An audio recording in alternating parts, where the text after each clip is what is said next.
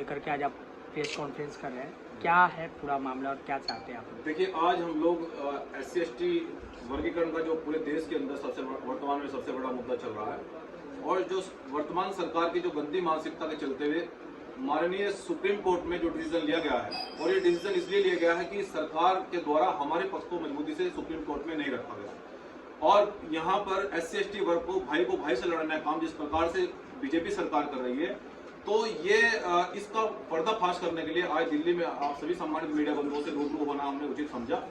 और हम ये कहना चाहते हैं कि जिस प्रकार से सरकार के द्वारा ये सुप्रीम कोर्ट के द्वारा कहलवाया गया कि SC/ST वर्ग का हम लोग वर्गीकरण करेंगे, हम ये पूछना चाहते हैं कि वो जो क्रीमी लेयर की बात कर रहे हैं वो कौन सा क्रीमी लेयर है। हम ये जानना चाहते हैं सरकार से कि कौन सी क्रीमी लेयर की बात कर रही है वो, कि यदि 1000 में से SC/ST का बच्चा कोई मेहनत और मजदूरी करके शिक्षित बन जाता है, वो बड़ी कुर्सी पर पहुंच जाता है, तो ये सरकार के पेट में दर्द क्यों हो रहा है। हम ये पूछना चाहते हैं सरकार से कौन सी क्रीमी लेयर की बात सरकार करना चाहती है। तो इसलिए सरकार की जो मंशा है भाई को आपस में लड़ाने का जो प्रयास किया जा रहा है, ये बिल्कुल भी सफल नहीं होगा। और दूसरी बात यह कि आज भी देश को 75 साल से ज्यादा आजाद हुए हो गए, लेकिन आज भी SC/ST जो वर्ग है वो उसकी जिंदगी आज वो बद से बदतर जी रहा है। आज भी वो सफाई करते हुए गटर में दम घुटने से मरने के लिए मजबूर है। क्यों?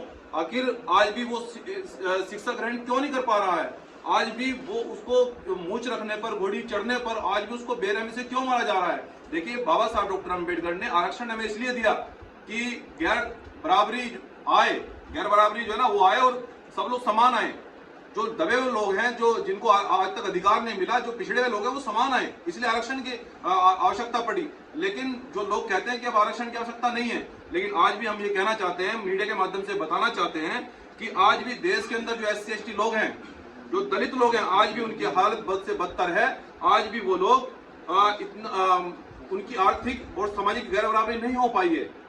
और हम ये कहना चाहते हैं कि जो देश के अंदर जो IAS PCS लोग हैं, कुछ लोगों का अपर कास्ट के लोगों का मानना यह है कि अगर क्या SC/ST में गरीब लोग हैं, हम इसमें भी स्पष्टीकरण देना चाहते हैं। हो सकता है अपर कास्ट में भी गरीब हो सकते हैं, लेकिन आरक्षण का मतलब केवल आर्थिक उन्नति नहीं है। आरक्षण का मतलब सामाजिक बराबरी भी है, जो कि आज तक SC/ST को नहीं मिल पाई है। इसका सबसे बड़ा उदाहरण यह है कि जितने देश के अंदर IAS और PCS हैं, जब अपर कास्ट के व्यक्ति को यह पता लगता है कि ये SC कैटेगरी का व्यक्ति है, तो उसके साथ में जातिगत उत्पीड़न किया जाता है। आज कोई व्यक्ति हेड कांस्टेबल या हेड मास्टर के पद पर तैनात होता था, वो रिटायर भी उसी पद पर हो रहा है, तो कहां आरक्षण दिया जा रहा है? हम ये कहना चाहते हैं सरकार से कि अगर SC/ST का वर्गीकरण होगा तो आप लोग जो अपर कास्ट के लोग हैं, आप उसका वर्गीकरण क्यों नहीं कर पा रहे हैं? आप हमें बताइए कि SC/ST के जज सुप्रीम कोर्ट में कितने हैं? आप ये बताइए कि जितने भी हाई कोर्ट हैं सभी प्रदेशों के, जिला न्यायालय है, उसमें SC/ST के लोग कितने तैनात हैं? हम सरकार से डिमांड करते हैं इसको सार्वजनिक किया जाए। और जितनी भी देश के सभी प्रदेशों में IAS और PCS की सीटें हैं, कि वो कितनी है, SC/ST के लोग उनकी कितनी सीटें उन्होंने दी है, इसकी रिपोर्ट सार्वजनिक करें। और जो आजकल खासकर हमारे देश के अंदर क्या हो रहा है कि हमारे वाल्मीकि भाई को भड़काने का प्रयास किया जा रहा है। हम ये पूछना चाहते हैं कि जो लोग इनको प्राइवेट ठेके पर जो हमारे लोगों से मजदूरी करवा रहे हैं, जो सफाई करवाते हैं, आज तक ये सरकार उनको सरकारी नहीं कर पाई, परमानेंट नहीं कर पाई, और ये आज हमारे अधिकार देने की बात कर रहे हैं।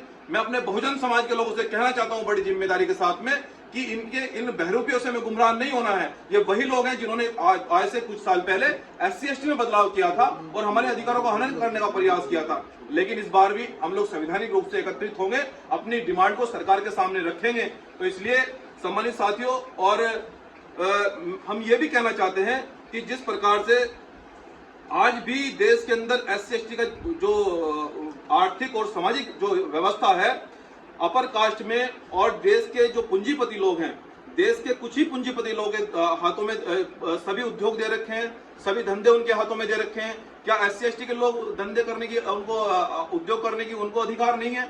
ये जानबूझकर सरकार उनको कई हजार करोड़ रुपए उनको लोन देती है, और जब SC/ST को लोन देने की बात आती है, जब SC/ST के लोग उद्योग लगाने की बात करते हैं, तो उनको गोली देकर टरका दिया जाता है। इसलिए हमारे लोग आज भी आर्थिक और सामाजिक रूप से पिछड़े हुए हैं, इसलिए वो ऊपर नहीं उठ पा रहे। इसलिए हम ये कहना चाहते हैं सरकार से, इसलिए हमें आज भी आरक्षण की आवश्यकता है। आज भी हम आजादी के इतने बाद भी हम लोग समान नहीं आ पा रहे, आज भी हमारा समाज पिछड़ा हुआ है। और हम ये कहना चाहते हैं कि आने वाले समय में जिस प्रकार से अभी 21 अगस्त का जो आंदोलन चल रहा है उसका भी हम लोग एक स्पष्टीकरण देना चाहते हैं कि जैसे कि 2 अप्रैल को भारत बंद हुआ था, इस बार हम लोग आंदोलन थोड़ा हटकर करेंगे, क्योंकि इस बार हम लोग सभी चीजों पर, क्योंकि ये देश हमारा है, जनता हमारी है, सरकार हम लोग चुनते हैं, देश को रत्ती भर भी नुकसान न हो, किसी भाई को, किसी व्यापारी को, किसी आने जाने वाले रोड पर व्यक्ति को कहीं एम्बुलेंस ना रुके। तो 21 अगस्त को जो हमारा आंदोलन होगा, मैं उसकी जानकारी देना चाहता हूं आप सम्मानित मीडिया बंधुओं को। साथियों, सभी सबसे पहले तो कहना चाहता हूं कि केवल ये SC/ST की लड़ाई नहीं है, क्योंकि अधिकारियों की लड़ाई में कोई जाति और धर्म नहीं होता है। इस लड़ाई में सभी जातियों का, सभी धर्मों का सम्मान है, मजदूर किसान लोगों का सबका सम्मान है। ये लड़ाई अधिकारों की है और अधिकारी की लड़ाई में नौता नहीं भेजा जाता, जिसको दर्द होता है वो जरूर आता है। इसलिए हम ये कहना चाहते हैं कि ये स्पष्ट कर दें कि ये लड़ाई केवल SC/ST के लोग नहीं लड़ रहे हैं। 21 अगस्त को सभी जाति, सभी वर्गों के लोग इस लड़ाई को मजबूती से लड़ेंगे और सभी प्रदेशों के सभी मुख्यालयों पर हम शांतिप्रिय ढंग से ज्ञापन देंगे। जैसे कि कुछ लोग ये भ्रम फैला रहे हैं कि देश बंद होगा, कोई बाजार बंद नहीं होगा, बल्कि जितने भी बाजार में व्यापारी हैं उनको साथ लेकर, जितने भी संगठन हैं, देश के सामाजिक संगठन हैं, उनको सम्मान पूर्वक साथ लेकर इस आंदोलन को हम लोग मुख्यालयों पर ज्ञापन देंगे कि हमारी डिमांड क्यों है, आखिर SC/ST का वर्गीकरण किस प्रकार से नहीं किया जाना चाहिए, हमारी डिमांड और जितनी भी हमारी डिमांड है उसको संवैधानिक रूप से रखेंगे। इसलिए किसी प्रकार से गुमराह होने की आवश्यकता नहीं है। और मैं अपने बहुजन समाज के लोगों को भी ये भी संदेश देना चाहता हूं कि किसी प्रकार से गुमराह होने की आवश्यकता नहीं है। जो व्यक्ति असंवैधानिक गतिविधि 21 अगस्त को करेगा उसके खिलाफ निश्चित रूप से वो वीडियोग्राफी में, क्योंकि ये आंदोलन 21 अगस्त को पूरा वीडियोग्राफी में होगा, क्योंकि हो सकता है कि हमारे आंदोलन को जिस प्रकार से 2 अप्रैल में बहुत सारे बाहर के मनुवादी लोगों ने खराब कराने का प्रयास किया, तो बहुजन समाज के युवाओं को भी हमारा संदेश है कि पूरा आंदोलन वीडियोग्राफी में किया जाए। और यदि प्रशासनिक अधिकारी कोई हमारे आंदोलन को मिसगाइड करता है या जानबूझकर असंवैधानिक गतिविधियां पैदा करता है, ऐसी विद्रोह की स्थिति पैदा करता है, तो उसकी भी पूरी वीडियोग्राफी की जाए, क्योंकि उसके लिए सुप्रीम कोर्ट में एक बड़ा पैनल बनाया गया है। और आरक्षण पर हम एक बात और कहना चाहते हैं कि आज भी ऐसा क्यों हो रहा है कि एक पूंजीपति के घर में अगर एक बच्चा पैदा होता है, अगर अडानी अंबानी जैसे परिवार में एक बच्चा पैदा होता है, तो उसकी फोटो अखबार में छपती है राजा के रूप में। और आज भी अगर दलित समाज के या SC/ST वर्ग के बीच में कोई अगर बच्चा पैदा होता है तो बिना दवाई के मर जाता है। ये क्यों हो रहा है? आखिर ये कब तक चलेगा? हमें पूछना चाहते हैं, ये गैरबराबरी कब तक चलेगी? ये असमानता, ये आर्थिक गैरबराबरी, हम इसको किसी भी सूरत में बर्दाश्त नहीं करेंगे। और आरक्षण हमें देना पड़ेगा सरकार को। जब तक बराबरी नहीं आएगी हम आरक्षण लेकर रहेंगे। आरक्षण हमारा संवैधानिक अधिकार है और जिस प्रकार से सुप्रीम कोर्ट में हमारा मजबूती से पक्ष नहीं रखा गया, हम उस पर कहना चाहते हैं कि आर्टिकल 13, 14, 15, 16 का ये वायलेंस हुआ है, ये जानबूझकर वायलेंस कराया गया सरकार ने। और मैं खासकर अपने SC/ST भाइयों से कहना चाहता हूं कि जो लोग हमें हमारी कुर्सियों को पूरा नहीं कर पाए, जो लोग हमारे प्राइवेट कर्मचारियों को सरकारी नौकरी नहीं दे पाए, जिन लोगों ने हमारा आरक्षण को समाप्त कर दिया, क्या हम ऐसे लोगों से उम्मीद करेंगे? तो हम अपने SC/ST वर्ग के लोगों से भी कहना चाहते हैं कि इनके चक्कर में बिल्कुल आने की आवश्यकता नहीं है। हमें इसको पढ़ना पड़ेगा, आरक्षण की क्या, SC/ST आरक्षण क्या है, इसको किस प्रकार से लागू होना है ये। लेकिन इसके बावजूद भी हम सभी बहुजन समाज के लोगों को 21 अगस्त को सरकार से ये अपील करनी है कि सरकार सुप्रीम कोर्ट में SC/ST जज हमारे क्यों नहीं है, इसका डाटा सार्वजनिक करे।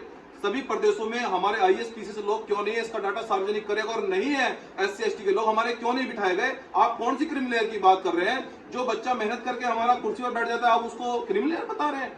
जो व्यक्ति 1000 व्यक्ति में से 2-4 लोग हमारे कुर्सी पर बैठे हैं, तो सरकार के पेट में दर्द क्यों हो रहा है? उसको क्रिमिनल बता रहे हैं। अगर क्रिमिनल की बात करें तो मान्यवर हम ये कहना चाहते हैं सरकार से, अपर कास्ट के लोगों को क्रिमिनल देखा जाए कि वो क्या एक परिवार से हमने देखा है कि 10-10 जज हैं सर। एक परिवार से 10 जज कहां से? वो कौन सी किताब पढ़ रहे हैं? वो हमारे SC/ST लोगों को भी बता दे कि वो कौन सी किताब पढ़ रहे हैं। हम अपने SC/ST लोगों को भी वो किताब पढ़वा देंगे। हमें पता है कि सब पेपर लीक होते हैं, किस प्रकार से वो जज बने हमें जानते हैं हम लोग। लेकिन अगर जांच पर बात आई है तो सर जांच पूरी होगी और पूरे देश के अंदर सभी वर्गों की जांच होगी। SC/ST की वर्गों का वर्गीकरण नहीं होगा। जो अपर कास्ट के लोग हैं उनको जो है ना, उनकी जांच होगी। वो किस प्रकार से एक ही परिवार से 10 जज कैसे बने? विधायक का बेटा ही 10 पुस्तक तक जज, वो विधायक कैसे बन रहा है? MP का बेटा ही मुख्यमंत्री कैसे बन रहा है? तो आप SC/ST पर क्यों सवाल उठा रहे हैं? आप अपर कास्ट के लोगों से बात क्यों नहीं करना चाहते? जो लोग हमारी हजारों सालों से, सैकड़ों वर्षों से हमारी कुर्सियों पर बैठे हैं, आप उसका वर्गीकरण कब करेंगे सर? ये हम पूछना चाहते हैं। आप किसको गुमराह करना चाहते हैं? और ये लड़ाई संवैधानिक है। जो लोग गुमराह करना चाहते हैं, ये लड़के संवैधानिक है। हम लोग संविधान के अनुसार अपना अधिकार मांगने आए और ये अधिकार देना पड़ेगा सर। हम लोग व्यवस्था को नहीं चलने देंगे। इसलिए हम फिर से कहना चाहते हैं कि SC ST का वर्गीकरण नहीं होगा और हम लोग संवैधानिक रूप से 21 अगस्त को सभी मुख्यालयों पर धरना देंगे। पूरा आंदोलन वीडियोग्राफी में होगा। और अब जब जांच पर बात आ गई है, जब वर्गीकरण पर बात आ गई है, तो हम इस बात का भी वर्गीकरण करा के रहेंगे कि अपर कास्ट में कितने जजेस हैं, किस प्रकार से वो जज बने, और सुप्रीम कोर्ट से लेकर हाई कोर्ट से लेकर जिला न्यायालय तक कितने जजेस हमारे हैं और कितने अपर कास्ट के लोग हैं। सभी को कुर्सी पर अपर कास्ट के लोगों क्यों बिठाया जा रहा है? क्या SC ST के लोग मादा नहीं रखते कुर्सी पर बैठने की? क्या उनमें हौसला नहीं है? क्या वो शिक्षित नहीं हो पा रहे हैं? और जिस प्रकार से SC ST की शिक्षा को खत्म कर दिया गया है सर, ये आर्टिकल 15 में हमारा फंडामेंटल राइट्स है, ये अधिकार है हमारा।